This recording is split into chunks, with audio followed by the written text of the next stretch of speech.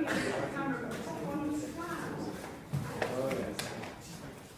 going to get some establishing material.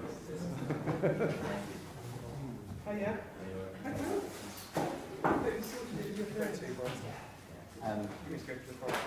Yeah. Leave that one for you, Alison. Yeah, that's second. It's like when you're in court, you're not allowed to sit on the front row. That's what I like. No, it's horrible. I hate to. I think we should probably start now, just so we're on time. Thank you all for coming. It's really nice to see so many people here.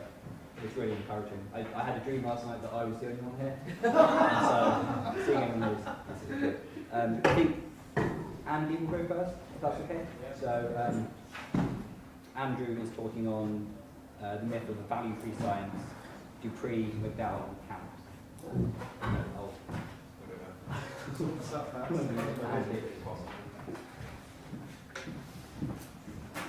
There's a PhD thing after this as well. Yeah.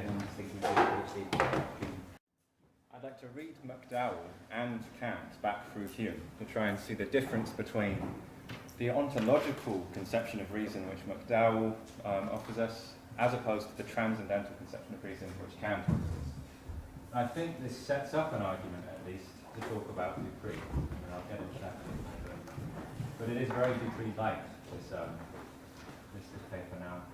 But at least it will bear out the point, so we can actually get beyond it in the future. Although, no. What is it? Oh, it's not working. You're on camera, Andy. I know. This is all being captured. It's a technical malfunction, that's the problem. No, it's not recognising it. Take it out and put it in again. I just did. Does anyone else have this USB? Oh, yay. Okay, so it won't take very long, by the way. Anyway, let's get on with the presentation. So, we have Kant, McDowell, and Dupree, The Myth of a Value-Free Science. Now, this is based on a book which, well, it's based on a couple of books. The Myth of a Value-Free Science is a combination of McDowell's claim of the myth of the given, and Dupree's claim where he questions, to what extent can a value-free science be possible. So I want to show that there really isn't such a claim to be made, that there is a value-free science, and this is connected to my PhD in many ways. So potential PhD, let's say. So I haven't got it yet. So let's start with Hume. Now, so in Hume, the inquiry concerning human understanding is a science of human nature. And so there is this distinction between, say, McDowell, who's talking about the relation between mind and world, and Kant, who's trying to get beyond human nature to an extent, let's say. He's not concerned with just human nature. He wants to talk about the faculties of ourselves more generally, as opposed to just our nature. He wants to talk about freedom as well, for instance. So there's two types of reasonings for Hume. There's matters of fact and relations of ideas. And I'll start with relations of ideas. We probably all have some background in this, but I'll go over it anyway, just so everybody's clear.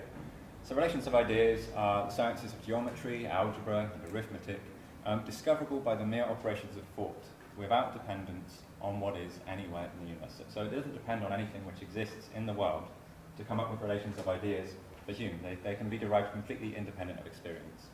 But what's important, I would like to focus on, is the fact that he does call it a type of reasonings. There's this claim that interpretations of Hume say that reason isn't important in Hume's system. And I'd like to oppose that, really. I don't think that's fair. So I'd like to talk about Hume and Dupree, who both make claims against Newton. So Hume first says, Newton seemed to draw off the veil of some of the mysteries of nature.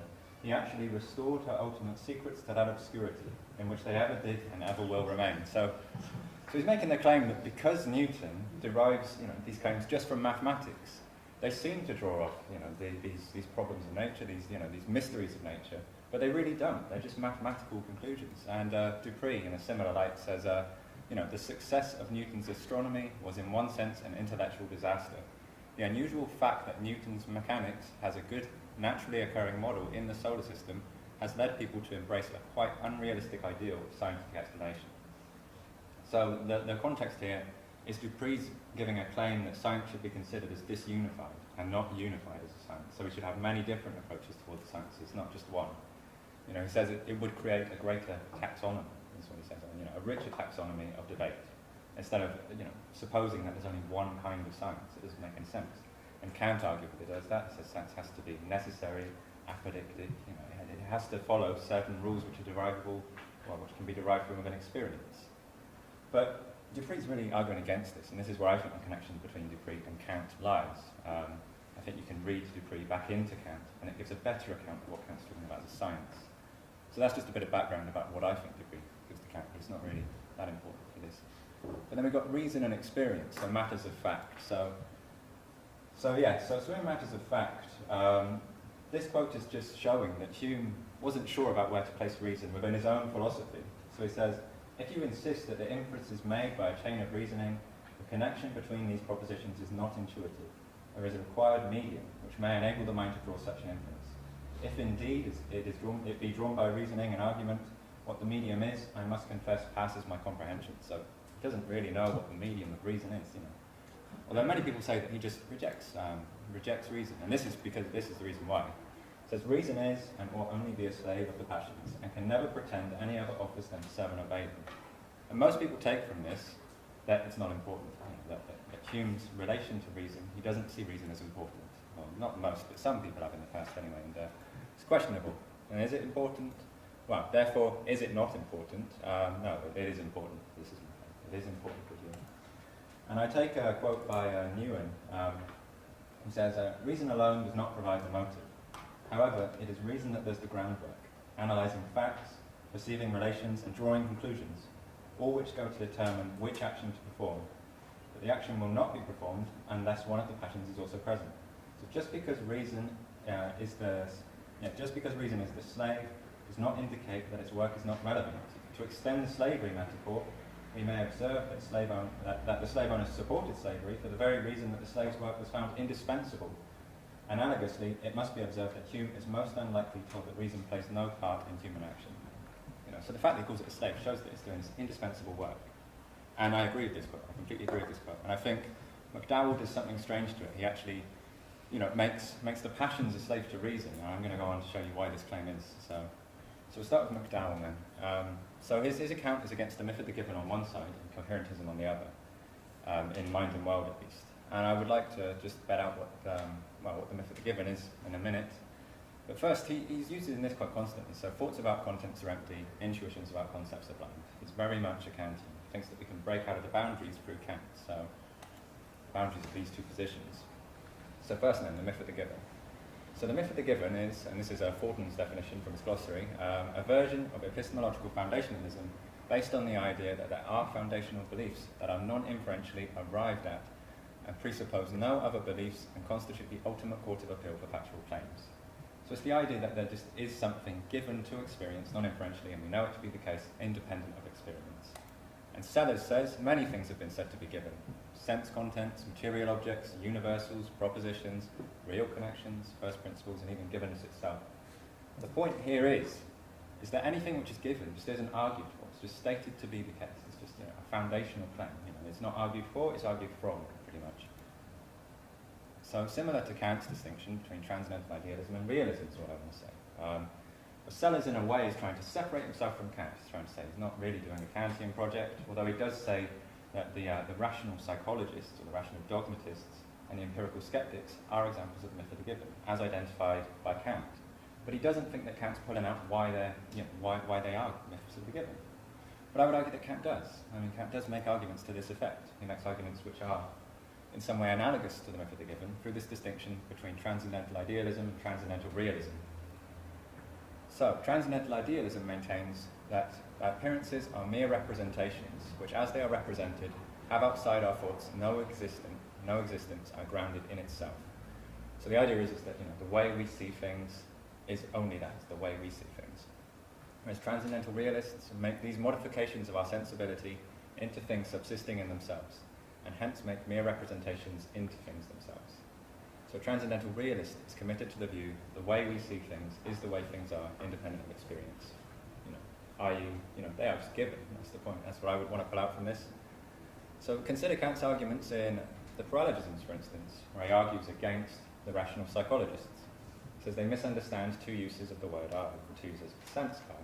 One is the empirical sense, the other is what he calls the extralogical sense. The idea is that they derive from this argument, confusing these two propositions, that the I is a substance, that the I is unified, and the I is a person. But Kant says, oh, you're confusing an empirical experience of an I with a transcendental, an extra-logical definition of the I. Take, for example, the antinomies, where he says himself, this is where he derives the distinction from transcendental idealism and realism from. He says, if we were transcendental realists, the contradictions that the antinomies create would end up in contradictions. But because we are idealists, because we're transcendental idealists, they don't end up in contradictions. We see them as just mere ways of perceiving. Take, for example, the first antinomy, where he talks about the magnitude of the world. It says the reason we can reject the claim that both the world has a beginning in time and the world has no beginning in time is because they both refer to magnitudes, which are inherently empirical. And as realizing them empirical, we can drop the antinomy, we can drop both sides of it. Or his arguments for space and time in themselves. Space is seen as synthetic a priori. We can't imagine a spacelessness or a timelessness, but we also derive space and time from experience. So, I would say that there's some version of the myth of the given constantly being appealed to by Kant. Some argument against the idea that it's just givens. And then we move on to Kant's response to Hume. So this is where we're bringing back into Hume. So Kant agrees with Hume that it would be impossible to reveal a causality in the sphere of transcendental realism. So that is, a causality independent of ourselves, a causality which exists independent of ourselves. But Kant opposes Hume because he claims that causality does exist and it's nothing more than a succession of appearances. And this succession can be either objective or subjective. But all this refers to is a determination of succession in relation to an empirical concept. So let's start the first example. This is Kant's example of if a ship is going downstream, it has to begin its journey from further upstream. This is an example of objective succession. And this is because it doesn't mean that a ship had to go downstream. Misunderstanding, I think, if people take that in Kant. It only means that the fulfillment of the empirical concept of a ship going downstream depends upon certain determinate conditions being fulfilled. And that is that the ship started further upstream. If it didn't, it wouldn't be a determinate condition. So, example 2, subjective succession. Seeing a house. I could first view the door and the window and then finally the roof, or I could view them in reverse order. In either case, the empirical concept of seeing a house is fulfilled. It doesn't have the same determinate conditions as seeing a ship going downstream. So subjective succession does not entail the determinate conditions, but both are expressions of causality. And this is the point, both subjective and objective are expressions of causality, because causality is nothing more than just succession in appearance, A to B to C. So the schema of cause and of the causality of a thing in general is the real upon which, whenever posited, something else always follows. It consists, therefore, in the succession of the manifold, insofar as that succession is subject to a rule. That's the rule of causality. So causality, along with the other categories, is the lawgiver of nature itself. It creates nature for Kant. It's the categories which create empirical nature for Kant. So, now we move to McDowell. I think, really, what I'm trying to do is I'm trying to separate McDowell from Kant. Arguably, McDowell does this himself. He tries to claim he's Hegelian. For those of you who have been in metaphysics in the last couple of years, you know that Ian's claim is that McDowell is not Hegelian. He doesn't move to the Hegelian phase. And I'd like to argue that he doesn't get back to Kant either. Ian's claim is that it's a Kantian argument. The idea of transcendental philosophy in Kant is something to keep in mind. And I think the relation to Hume pulls this out. So this is McDowell's kind of slave revolt, I've called it. So it's a relation back to that quote by Hume. Reason is and ought only be a slave to the passions. So it's an argument against Davidson's coherentism on the one side. This is how he beds it out. So Davidson's picture is that we cannot get outside our beliefs. It's completely internal. It results in frictionless spinning in the void, is what he says. And McDowell wants to avoid this. He wants to show that experience does have some friction in the outside world, but that the outside world isn't independent of our experience. So we seem to need rational constraints on thinking and judging, from a reality external to them, if we are to make sense of them as bearing on a reality outside of thought at all. Davidson denies that there is any such need, and proposes that we make do with nothing but causal constraints. Now what's interesting here is that McDowell and Hume are denying us the possibility of having a causal account of things. McDowell's saying, along with Hume, that causality is not sufficient, but for the exact opposite reason. For Hume, it's because we can't derive the law. For McDowell, it's because there's nothing, the causality implies that there's something external to experience, and what we should be doing is replacing it with rational constraints. So there is this very Humean terminology in McDowell. So Davidson's account results in an alien causal force, causal impact of the world, causal impact of the world, operation outside of our control, of our spontaneity. So this is Davidson's account. It creates some kind of alien causal force, that of a causality as opposed to a rationality, something beyond experience. And then this is a point, I might actually go over this, running a bit late. So I was just saying here that Kant is, McDowell wants to say that things are of the world, basically, our judgments are of the world. Kant rejects that. He says, to ask whether, to ask for a definition of truth like McDowell is asking for is to state that there's agreement of knowledge with an object. And he says this is absurd, pretty much, so I won't go over it crazily, but he has this example of a man milking a he-goat and the other holding a sieve underneath it, which is quite cool. And all he's saying in it, basically, is that it's just an absurd question, and it's absurd as the relation between someone trying to milk a he-goat while someone else is holding a sieve underneath it. So although our knowledge may be in complete accordance with logical demands, that is, it may not contradict itself, it is still possible that it may be in contradiction with its object. So that's Kant's point, is that there is no relation between things being thus and so, as McDowell calls it, we have to know that the things we see are thus and so. And Kant is saying we don't have to know that because it's an absurd question to say how do we know the referent of our object of truth? There really isn't a referent, or at least we can't derive one. So this again is back to McDowell's slave law. And so McDowell says the conceptual contents are the most basic in the sense that they are already possessed by impressions themselves, impingements by the world on our sensibility. I'd like to refer to the claim impressions here, a very Humean term. And he's saying that they already contain conceptual contents. Hume wants to deny us that there's any conceptual content in impressions. Impressions are just given for Hume, that's why he's a transcendental realist. Whereas McDowell is saying they had to be incorporated into rationality first. So, McDowell is saying that experiences are receptive in operation, and this receptivity gives us some kind of friction, that's what he wants to say. I did have some other quotes to this account, but what he's trying to do is we have this distinction between spontaneity, receptivity, and freedom in Kant. Kant wants to separate them all out to some extent, because this is what makes a transcendental argument possible for Kant. He says that we can assess the a priori conditions of something only because we have a synthetic experience of it. So the passive is separated from the active to an extent, if only theoretically. And he says that freedom isn't really contained in this. That's Kant's point. Freedom isn't really contained in this picture. Freedom is something outside. It's a moral thing as opposed to a theoretical thing for Kant. To an extent, at least. Whereas McDowell wants to collapse all three. McDowell wants to say that spontaneity and receptivity cannot be separated because all experience is both spontaneous, has causal, has some kind of conceptual content within it, and insofar as it's spontaneous, it's also free. It's causa sui, created by the space of reason, is what he wants to say, which is a reference back to Sellers. But then it's also passive, and the passivity replies that there's a friction being caused by the world to our, from our experience. The reason why it has friction is because things are thus and so. That's what he thinks receptivity is. And insofar as he does that, he stops himself being able to, on the one side he stops himself being able to make the speculative claims which are necessary to ground a philosophy like Hegel's. Say A equals A, A does not equal A. It's necessary to make sense of the claim. The rational is real, the real is rational, for instance. And McDowell doesn't give us a system where we can make that claim beyond experience. We can make that claim beyond rationality. But on the other side, he doesn't let us go back into Kant, because Kant gives us a transcendental system, which McDowell refuses us to have. He says you can't separate activity and receptivity. You can't separate freedom from experience. This is exactly Kant's point, that you have to separate freedom from experience. And maybe that's just moved a bit too much into the ethical at the moment. I mean, it does have relations to the science, insofar as McDowell wants to say that science's commitment to the idea that we're looking for truths independent of experience shows why we should reject science from McDowell. But it's misguided, because Dupree isn't saying that we should look for this idea of science which is completely independent of experience, for instance.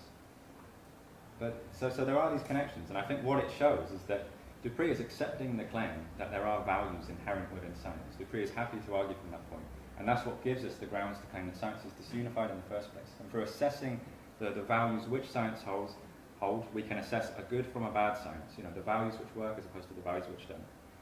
McDowell, on the other hand, is saying, we should get rid of all of science because it has some kind of value, because it has conceptual content. And that just seems ridiculous. It just seems crazy.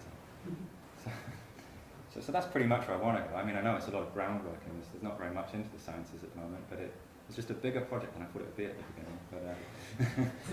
But yeah, anyway, that's all I'm going to say. So, thank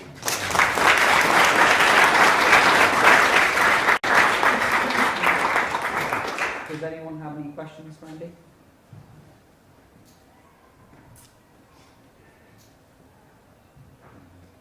You have a question, Nick? No? Jacob? How would you characterise the given one in Kant and in Kant's response to this big question? Yeah. Well, Sellers thinks there's a given in Kant, and there obviously, well, there are givens in Kant. I mean, so say for instance, the unity of apperception is a given. It's something which you have to work from as opposed to work for. I mean, although there's a circular argument in Kant which shows that, well, it is circular in a way. It shows that unity of apperception is necessary for experience, and insofar as that's the case, it's not given. But insofar as it's something we cannot really get under, I suppose. I mean, it seems that it has to be necessary for the system to start off. But at the same time, everything builds from that point. I don't know. I would think that would be one position where the given would sit in Kant. I mean, I suppose the dominance of reason over experience would be another, well, not necessarily over experience, but the relation between reason and experience in Kant gives us a philosophy where reason is already presupposed to be able to create its own rules. And although, again, there's argument given, it seems to be self-contained, I would say. I don't think they're strictly speaking, instantiations of the given. Kant isn't saying it just is the way it is, and we can't argue any further. I mean, there's always a kind of an argument to the effect that it couldn't be any other way for Kant. He's trying to show non-dogmatically why his philosophy is the only possible philosophy we could hold as transcendental idealists. To move away from, on the one side, the rational dogmatists, and on the other side, the empirical skeptics. I don't know. I mean, I still think there probably is something in Kant's philosophy which is not argued for sufficiently, but I don't think that I don't necessarily think it's an instantiation of the given. So yeah, that's why is that helpful? Yeah, thanks, Andy. It was great. I just want to ask you. I mean, it seems that it is in a way possible to separate out the sensible from the conceptual. Kantian or McDowell framework. Insofar as if you just, I don't know, if you say this is red, you need the concept red and the impression of red in order to be able to identify, and the two are required. But in both cases, you can separate them out, can't you? And that claim of Kant's is prior to anything transcendental. That he's arguing that you cannot have a sensation. I mean, it's interesting that everybody went back and said you can have sensations, even though Kant had argued you cannot have a sensation without a concept. But it doesn't mean that they're collapsed into one another, does it? For McDowell, I mean, he doesn't think you could have a concept of red without. Well, he doesn't think that you could separate the concept from the kind of the active concept from the passive sensation. I mean, I don't know. I suppose there's some things which are less receptive, say like imagining red, but it's still a relation to the world. I mean, McDowell seems to hold this claim that insofar as we are rational and the world is rational, anything we think is also part of the rational, and therefore part of the world. I think is what he wants to fundamentally claim. But I don't think he thinks they can be separated. I don't know. Do you think that Kant thinks they can be separated, really? I mean, this is the thing, is that McDowell says that he thinks he's doing something novel and showing that they cannot be separated, even conceptually.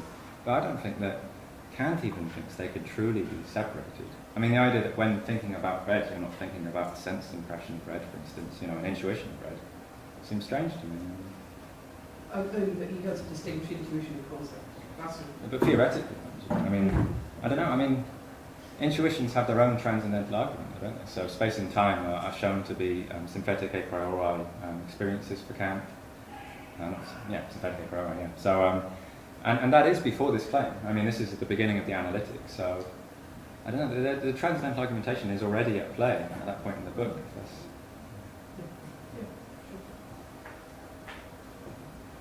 Just to add to that, I think that's already the case because of the anticipations of perception, which provides precisely the material required to derive a concept of experience without there having to be any, namely the degree of intense magnitude in the experience. So that's already a concept of experience. What happens for Kant when they are separated, in those rare cases that it's possible, is not at the bottom end, as it were, the pre-transcendental domain, but transcendent. Literally, paralogisms and antinomies, and so forth.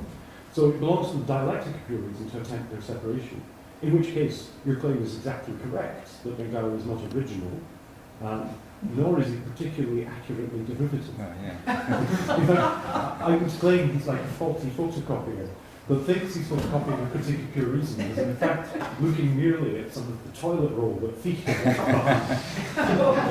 Maybe. I mean, yeah. I mean, the self has a much greater sense of activity in McDowell's system than it does even in Kant, in the sense that it produces the world. I mean, definitely, yeah. In that sense, it is Fichtean, yeah, definitely, yeah.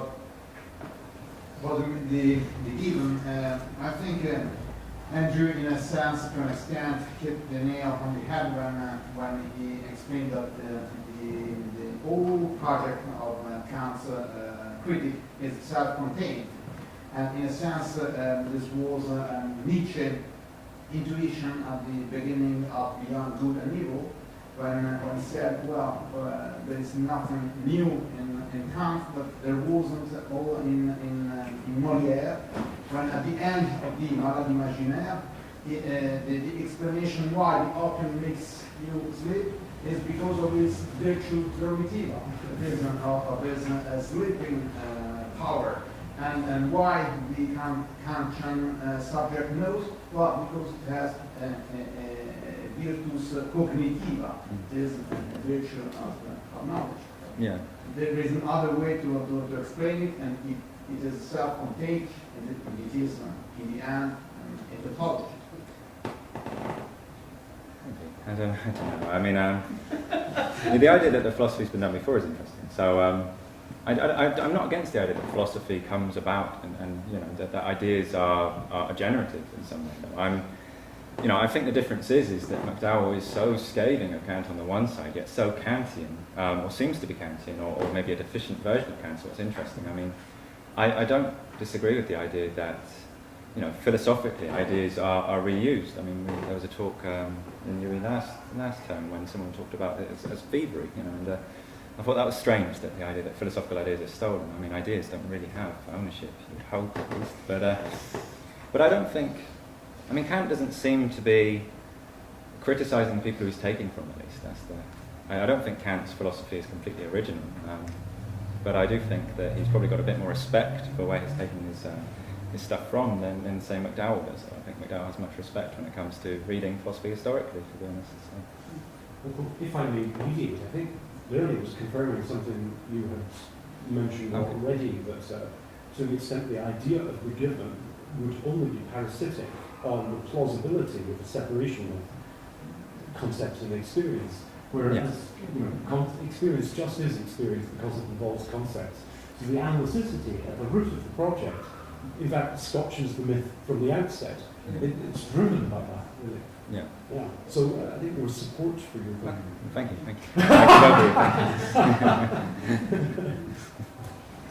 Any more questions? Okay, I think we'll move on. Thank you very much. Thank you, Andy.